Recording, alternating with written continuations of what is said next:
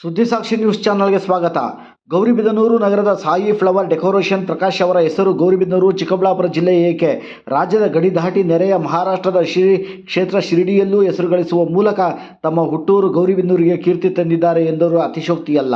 Sai flower decoration ಹೆಸರಿನಲ್ಲಿ ಪ್ರಕಾಶ್ ಅವರು ಸಣ್ಣದಾಗಿ ಪ್ರಾರಂಭಿಸಿದ ಫ್ಲವರ್ ಡೆಕೋರೇಷನ್ ಅವರನ್ನು ಕೈಹಿಡಿದಿದೆ.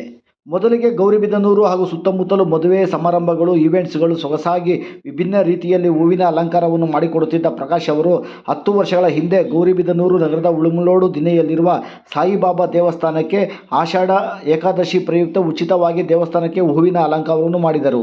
ಏಕೆಂದರೆ ಪ್ರಕಾಶ್ ಅವರು ಮೊದಲಿಂದಲೂ ಸಾಯಿಬಾಬಾ ಭಕ್ತರಾಗಿದ್ದರು.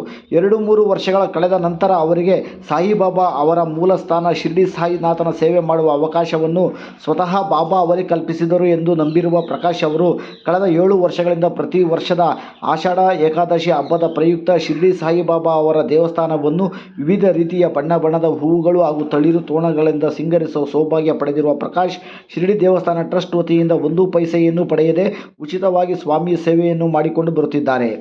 ಆಷಾಢ ಏಕಾದಶಿಗೂ ಮುನ್ನ 5-6 ದಿನ ಮುಂಚೆಯೇ ತನ್ನೊಂದಿಗೆ ಹೂವಿನ ಅಲಂಕಾರದಲ್ಲಿ ನುರಿತರಾದ ಕೆಲಸಗಾರರನ್ನು ಕರೆದುಕೊಂಡು ಶಿರ್ಡಿ ದೇವಸ್ಥಾನಕ್ಕೆ ಸೇರಿಕೊಳ್ಳುವ ಪ್ರಕಾಶ್ ಅವರು ಕೇವಲ 3 ದಿನಗಳಲ್ಲಿ ಸಾಯಿಬಾಬಾ ಅವರ ನಾಮಸ್ಮರಣೆಯೊಂದಿಗೆ ಇಡೀ ದೇವಸ್ಥಾನದ ಆವರಣವನ್ನು ಸಾಕ್ಷಾತ್ ವೈಕುಂಠವೇ ಇಳಿದು ಬಂದಂತೆ ಸಿಂಗರಿಸುತ್ತಾರೆ.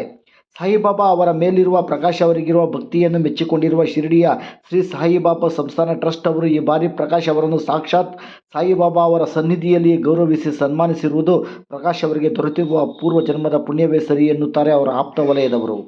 ಪ್ರಕಾಶ್ ಅವರ ಖ್ಯಾತಿ ಈಗ ತಿರುಪತಿ ತಿಮ್ಮಪ್ಪನವರೆಗೂ ತಲುಪಿ ಪ್ರಸ್ತುತ ತಿರುಮಲ ತಿರುಪತಿ ದೇವಸ್ಥಾನದ ಆಡಳಿತ ಮಂಡಳಿ ತಿರುಪತಿಯಲ್ಲಿ ಜರುಗುವ ಉಗಾದಿ ಉತ್ಸವಕ್ಕೆ ದೇವಸ್ಥಾನದ ಹೂವಿನ ಅಲಂಕಾರಕ್ಕಾಗಿ ಪ್ರಕಾಶ್ ಅವರಿಗೆ ಒಪ್ಪಿಸಿದ್ದಾರೆ.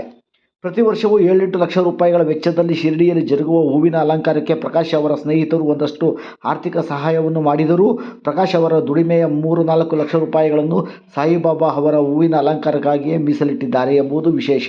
ಮತ್ತೊಂದು ವಿಶೇಷ ಏನೆಂದರೆ ಪ್ರಕಾಶ್ ಅವರ ಕೃಪೆಯಿಂದಾಗಿ ಅವರ ಸ್ನೇಹಿತರು ಗೌರಿಬಿದನೂರಿನ ಬಾಬಾ ಭಕ್ತರುಗಳಿಗೆ ಪ್ರತಿ ವರ್ಷವೂ ಯಾರಿಗೂ ದೊರಕದಂಥ VIP ದರ್ಶನವನ್ನು ಪ್ರಕಾಶ್ ಅವರು ಮಾಡಿಸಿಕೊಡುತ್ತಿರುವುದು ನಿಜಕ್ಕೂ ನಮ್ಮೂರಿನ ಹೆಮ್ಮೆಯ ಸಂಗತಿಯಲ್ಲವೇ.